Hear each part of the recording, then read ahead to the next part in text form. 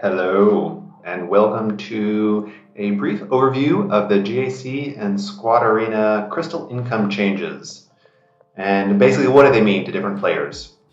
So I'm not going to go over all the details. You can check out the official CG post, and there's a number of different other videos out there if you'd like to hear a lot of people's opinions.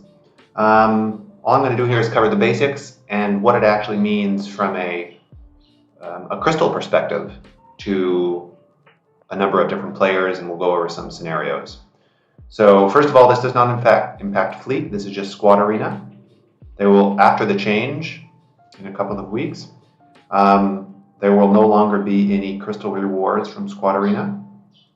GAC is also changing primarily, besides adding crystal rewards, the matchmaking is changing dramatically. It's no longer galactic power based.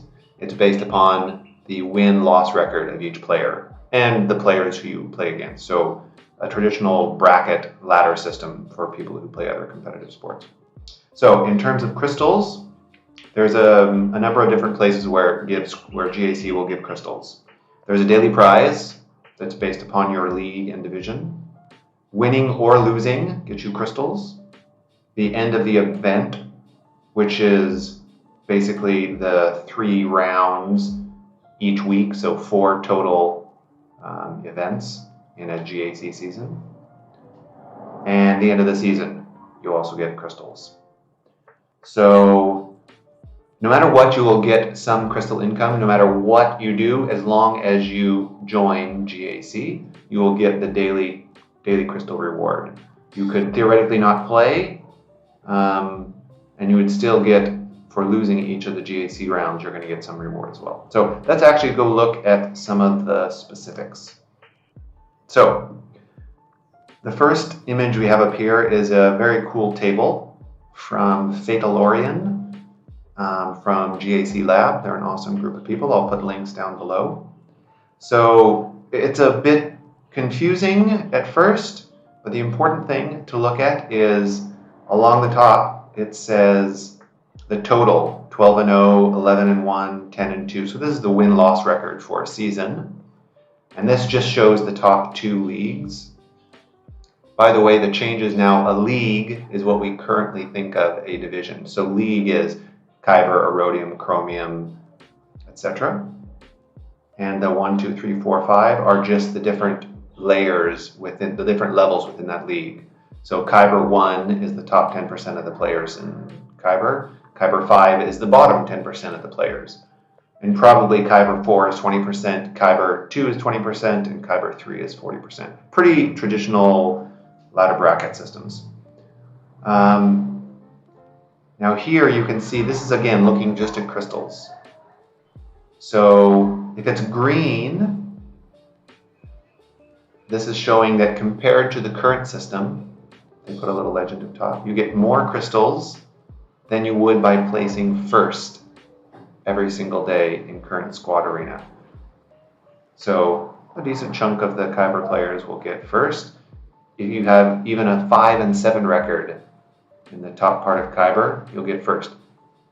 Now, this chart is not fully detailed because it's not considering, it's very unlikely you'll be in the top 10% of Kyber if you have 5 losses.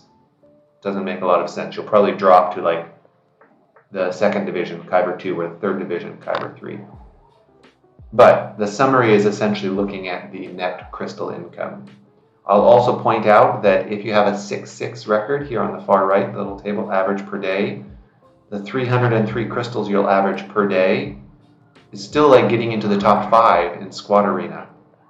So for the vast majority of people, although perhaps not the people watching this, that's still quite nice.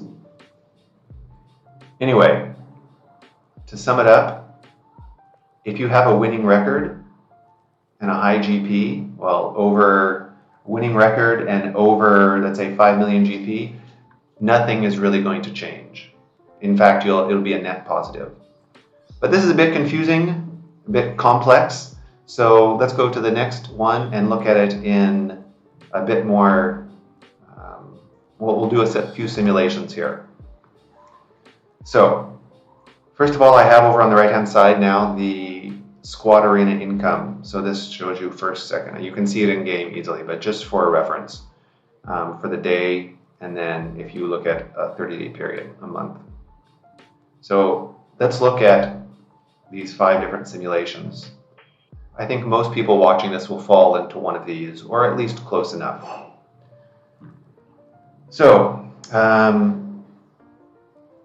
first of all, the top numbers, everything besides the bolded numbers, are the amount that you would get for that GAC season. The bolded number assumes, it averages out, assuming there will be an extra week, an off week of GAC. So it divides it by 30 and then adds 5 more of those days, or 7 more of those days, I'm sorry, so you have sort of 5 weeks, and then averages that back into an average per a 30-day month. So this should match the numbers here from Squad Arena, or relatable to the numbers from Squad Arena. So number 1 is effectively somebody who wins all their matches and places in the top 50 of Division 1 in the Kyber League. So you're making on average 800 crystals a day, which is an enormous boost, like 60% more than you could possibly make in Squad Arena right now. Simulation number 2. This is a very good Kyber player. Places not in the top 1,000 of Kyber, of Division 1 within the Kyber League, but above that could be placed 1,500 or something like that. So he didn't have necessarily, he wasn't playing the best players, and he lost one round. So his crystal income, or her crystal income, is going to be 742 average. Still an enormous boost over the possible max now of 500 per day. Now we'll go and look down at more of like a good GAC player that's been playing for a while. If you compare it to the current system, maybe this is somebody around 7, 8, 900,000 points. Active, they try and do well. That's the sort of player. They have an 8-win, 4-loss season, and they're in Erodium, which is 1 league below Kyber, and Division 2, so not in Division 1. So this is like in the top 30% of the Erodium League. Still, maybe not the best season, 8 wins, 4 losses, but still pretty good.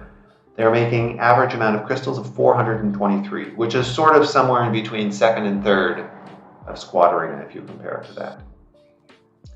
Then we'll look at the 4th simulation here, which is a very bad season. Again, in Erodium, but dropping down. You can drop during a season, you can drop divisions within a league. The whole league division thing will take a little bit of time to get used to, I think. Again, remember this is based off of win-loss, not GP. So this is an Erodium. They drop from Division 1 all the way down to Division 4 during the course of the season. They have 8 losses, 4 wins, and they're making 329 crystals a day. If you compare it to the current Squad Arena, this is somewhere between placing 4th and 5th every day in Squad Arena. And finally, if we look here at a lower ranked player, a lower league player, Chromium, 1 above Bronzium, but doing well, 10 wins, 2 losses, and they moved up divisions. Like the first 2 weeks, they advanced a division each week, and then once they got into the end, in Division 1, the top 10%, they had a couple of losses. So a very good season for someone who's playing aggressively and improving on a regular basis. They averaged 345 crystals per day on average. And again, this is totally not looking at the slicing materials or the other awards you still do get from Squad Arena. This is only looking at the crystal components. So, in general, my opinion now, this is opinion, putting the numbers aside, the main downside of these changes, or the main people who will not benefit from these changes, are players who can place in the top 5, or usually top 1 or 2 of Squad Arena every single day, but don't do well or anything in Grand Arena in the current version. And the Grand Arena scoring format has changed as well. Check out the CG post for that. But for almost all other players, it is in some cases, enormous for players who are, like if you look at Squad Arena now, people in the top 100 are getting 100 crystals a day, which is really nothing. But if you have a terrible season, 4 wins, 8 losses, you're making 3 times your current amount of crystals if in Squad Arena you're getting, I don't know, number 70 or something like that. So for the vast majority of players, this is an incredible net crystal boost.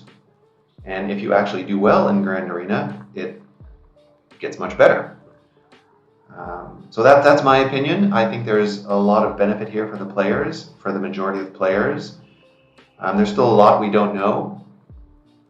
How will the matchmaking work to seed players in each division? But hopefully now you have some basis to compare yourself in these 5 simulations.